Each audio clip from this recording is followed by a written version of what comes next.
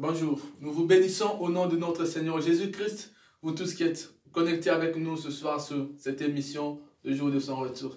Le jour de son retour est une émission d'édification, une émission d'enseignement qui nous prépare au retour de notre Seigneur Jésus-Christ. Les moments que nous vivons sont difficiles. Frères et sœurs, nous sommes au temps de la fin. Il est donc normal, il est donc de notre obligation de vous avertir, de vous édifier, de nous édifier les uns les autres. Dans ce contexte de douleur, de souffrance que l'humanité est en train de connaître avec la pandémie de Covid-19, nous avons un message pour vous, un message de la part du Seigneur. Nous voulons encore renforcer votre foi, parce que le jour de son retour, c'est une émission aussi qui nous aide à renforcer notre foi, renforcer notre confiance dans la parole du Seigneur.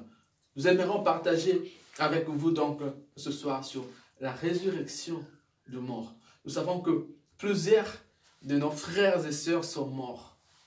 Et donc, nous qui sommes restés vivants, les familles, les amis, endeuillés par ces événements, peut-être nous avons perdu courage, découragés, affaiblis par ces événements.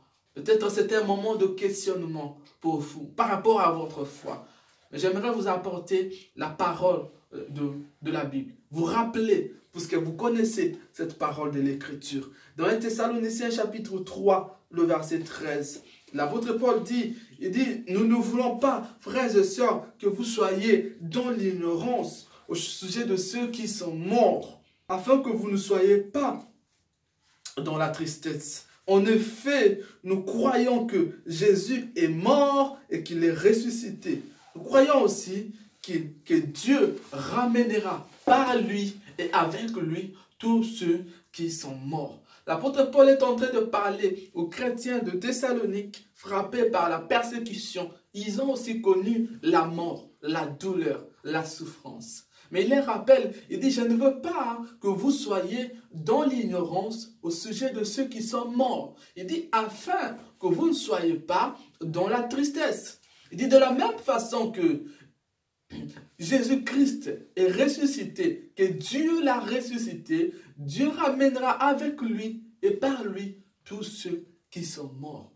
Frères et sœurs, vous tous qui êtes dans le chagrin, dans la souffrance, dans la douleur, dans les questionnements au jour d'aujourd'hui, parce que vous avez perdu un être cher, soyez-en rassurés. Cette mort physique n'est pas la fin en soi même. C'est un moment de repos en attendant le retrouvaille avec notre Seigneur Jésus-Christ. Donc, j'aimerais vous fortifier ce soir. L'apôtre Paul dit que nous croyons que Dieu ramènera par Jésus et avec Jésus tous ceux qui sont morts. Il dit, je ne veux pas que vous soyez dans la tristesse. Je sais que c'est des moments difficiles, c'est des moments de douleur. Mais, frères et sœurs, ne soyez pas, ne demeurez pas continuellement dans la tristesse. Soyez fortifiés, soyez rassurés en vous-même au fait que le Seigneur ramènera tous nos proches, tous ceux qui sont morts. C'est le point central de notre foi. La résurrection de mort est le point doctrinal le plus haut, le plus sensible, le plus important, en tout cas à ce jour de notre foi. Parce que si nous ne croyons pas à la résurrection de mort, la Bible dit, notre foi n'a pas de sens. Notre foi est vide. Dans 1 Corinthiens chapitre 15, le verset 14 à verset 17, l'apôtre Paul est en train de nous expliquer que le Christ est ressuscité. Et si Christ est ressuscité, il nous ressuscitera aussi. Dieu nous ressuscitera avec lui. Et la Bible dit que dans ces jours-là, au jour de l'enlèvement, la Bible dit dans 1 Thessaloniciens, le son de la trompette retentira et les morts en Christ entendront la voix de Dieu. Oh, Dieu soit loué parce qu'il a un plan merveilleux pour nous tous, les morts et vivants. Parce que la Bible dit que ni les vivants ne précéderont pas le mort. La Bible dit ensemble, et les morts et les vivants. La Bible dit que les tombeaux s'ouvriront et nous serons enlevés. Frères et sœurs, soyez fortifiés ce soir au nom de notre Seigneur Jésus-Christ. Ne perdez pas courage, ne perdez pas votre foi. Dieu a un projet pour nous.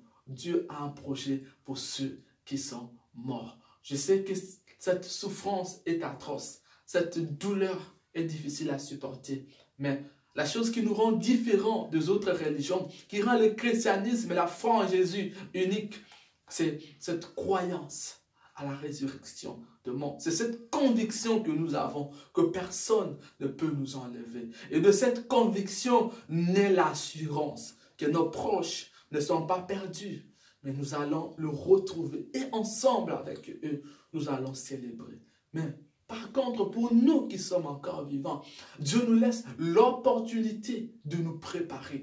Dieu te laisse l'opportunité de te préparer. Est-ce que nous sommes prêts? La Bible dit que le malheur peut arriver dans la vie de tout le monde. La mort peut frapper dans la vie de tout le monde.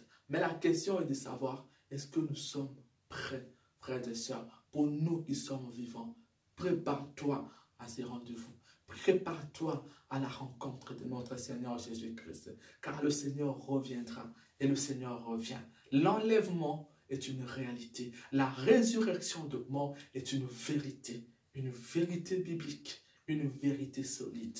Soyez abondamment bénis, soyez fortifiés dans vos cœurs, soyez fortifiés, ayez confiance en Dieu. Ne perdez pas espoir, vous tous qui êtes touchés, vous tous qui êtes frappés par la mort.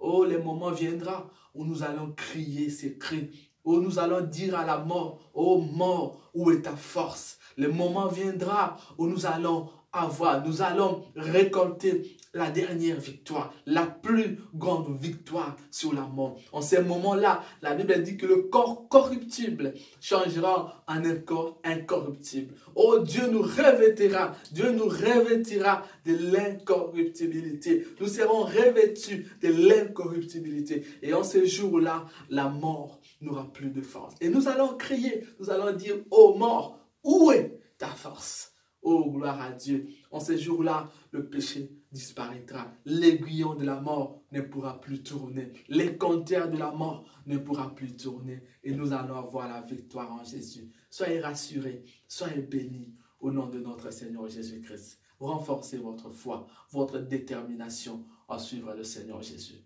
Soyez bénis. Shalom. Merci.